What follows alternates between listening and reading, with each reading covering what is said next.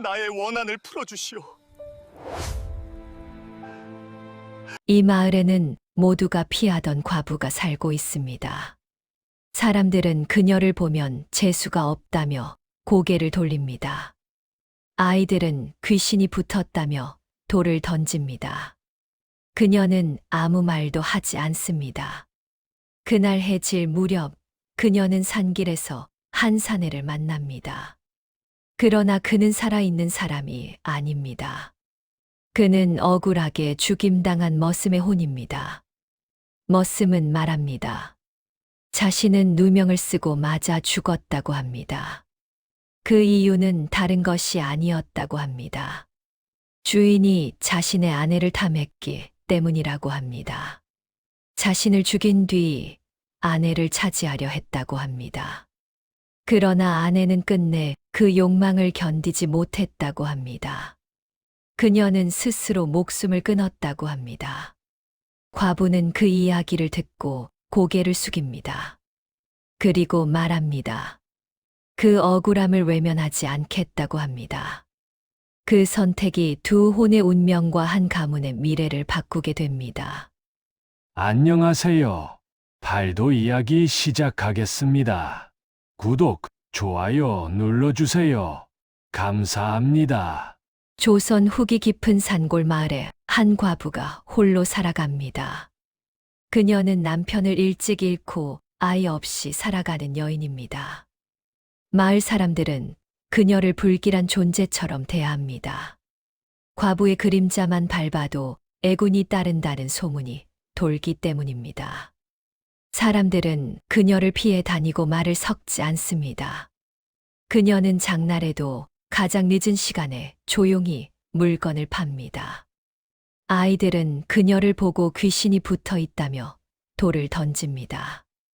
그녀는 아무 말 없이 고개를 숙이고 자리를 떠납니다. 그녀의 삶은 늘 침묵과 외면 속에 놓여 있습니다. 어느 날 해질 무렵 그녀는 장작을 하러 산길에 오릅니다.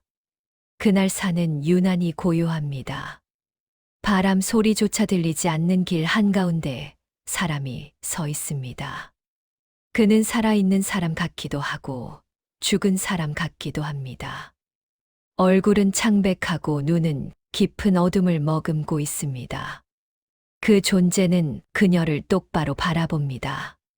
그녀는 도망치지 못한 채 그 자리에 멈춥니다. 그의 입이 천천히 열립니다. 아주머니, 저를 외면하지 말아 주십시오 하고 말합니다. 그녀는 그가 사람이 아님을 직감합니다. 그는 떠도는 홀령입니다. 보통 사람 같으면 비명을 지르며 달아났을 상황입니다. 그러나 그녀는 조용히 그를 바라봅니다. 왜 이곳을 떠돌고 계십니까? 하고 묻습니다. 홀령은 한참 침묵하다가 말을 꺼냅니다. 저는 이 마을의 머슴이었습니다. 곡식을 훔쳤다는 누명을 쓰고 맞아 죽었습니다. 그러나 저는 단 한 톨도 훔치지 않았습니다. 그의 목소리는 분노보다 깊은 슬픔에 가깝습니다. 그는 잠시 망설이다가 더 깊은 이야기를 꺼냅니다. 제 아내는 마을에서 손꼽히는 미인이었습니다. 주인은 오래전부터 제 아내를 탐했습니다. 저를 치워야 아내를 차지할 수 있다고 여겼습니다. 그래서 거짓 누명을 씌웠습니다. 사람들은 그 거짓을 알면서도 고개를 돌렸습니다. 제가 죽고 난 뒤에도 비극은 끝나지 않았습니다. 머슴의 혼은 마지막으로 아내의 이야기를 꺼냅니다. 그녀는 남편이 죽은 뒤 홀로 남았습니다. 주인은 사람들의 눈을 피해 그녀를 불러들였습니다. 말로는 보호라 했지만 눈빛은 탐욕으로 가득했습니다. 그녀는 매번 거절했습니다. 그럴수록 주인의 위협은 노골적으로 변했습니다. 마을 사람들은 그 사실을 알면서도 침묵했습니다. 그녀는 어디에도 기댈 곳이 없었습니다. 밤마다 남편의 이름을 부르며 울었습니다. 그녀는 살아있는 것이 더 더 큰 모욕이 되었다고 느꼈습니다. 끝내 그녀는 강가로 향했습니다.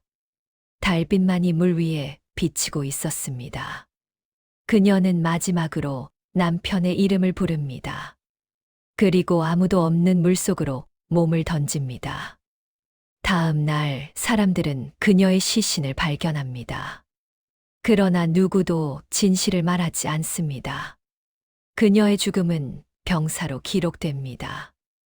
머슴의 혼은 그날 이후 완전히 길을 잃었습니다. 분노보다 슬픔이 그를 이곳에 붙잡아 두었습니다. 그 이야기를 듣는 과부의 손이 떨립니다. 그녀는 조용히 말합니다. 이 억울함은 반드시 드러나야 한다고 합니다.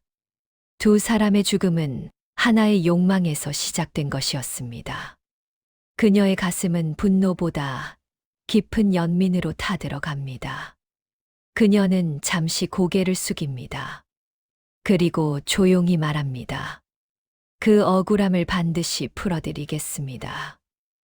홀령은 믿을 수 없다는 듯 그녀를 바라봅니다. 위험한 일입니다. 그녀는 담담하게 대답합니다. 외면하지 않는 것만으로는 부족할 때가 있습니다. 그날 이후 그녀는 마을의 말을 모으기 시작합니다. 우물가에서 장터에서 술에 취한 이들의 입에서 흘러나오는 말을 듣습니다. 조각난 말들은 하나의 진실로 이어집니다. 주인이 머슴을 제거하기 위해 누명을 씌웠다는 소문이 드러납니다. 그러나 누구도 나서려 하지 않습니다. 그날 밤부터 마을 사람들은 같은 꿈을 꾸기 시작합니다. 피투성이 머슴과 그의 아내가 나란히 서 있는 꿈입니다. 두 사람은 아무 말도 하지 않습니다. 그 꿈은 날마다 반복됩니다. 사람들은 두려움에 잠을 이루지 못합니다. 주인은 처음에는 아무 일도 없다는 듯 지냅니다. 그러나 밤이 되면 잠을 이루지 못합니다. 잠들 때마다 머슴이 나타납니다. 그의 곁에는 젖은 옷의 여인이 서 있습니다. 두 호는 아무 말도 하지 않습니다. 그 침묵이 주인을 미치게 만듭니다. 주인은 술에 의지하기 시작합니다. 술에 취해도 그 얼굴들은 사라지지 않습니다. 주인은 점점 사람들 앞에서 실수를 합니다. 말이 뒤엉키고 손이 떨립니다. 결국 그는 스스로 비밀을 흘립니다. 사람들은 하나둘 수군거리기 시작합니다. 그날 밤 두 호는 다시 그의 앞에 섭니다. 머슴의 혼이 말합니다. 이제 선택하라고 합니다. 스스로 진실을 말하거나 평생 이 얼굴을 보라고 합니다. 과부는 마침내 주인의 집을 찾습니다. 그날 밤 바람이 불지 않는데도 문이 열립니다. 홀령은 그녀 곁에 서 있습니다. 이번에는 그의 곁에 여인의 혼도 함께 서 있습니다. 주인은 잠자리에서 비명을 지르며 깨어납니다. 그는 자신 앞에 선 두 혼을 보고 무너집니다. 주인은 용서해달라고 빕니다. 머슴의 혼은 분노를 억누르며 말합니다. 날이 밝는 대로 관아에 가서 모든 죄를 고하라고 말합니다. 그러면 더 이상 나타나지 않겠다고 말합니다. 주인은 고개를 숙이며 알겠다고 말합니다. 다음 날 주인은 스스로 관아의 죄를 고백합니다. 잊혔던 증거와 증언이 함께 드러납니다. 머슴의 억울함과 아내의 죽음이 세상에 밝혀집니다. 그날 밤 두 호는 다시 과부 앞에 나타납니다. 두 사람의 얼굴에는 원망이 남아있지 않습니다. 이제 우리는 함께 떠날 수 있습니다. 하고 말합니다. 그들은 깊이 고개를 숙입니다. 이 은혜는 반드시 돌아갈 것입니다. 하고 말합니다. 오늘 밤의 이야기는 여기까지입니다. 다음 이야기는 귀신의 혼을 달래준 과부에게 일어나는 이야기입니다. 편안한 밤 되십시오.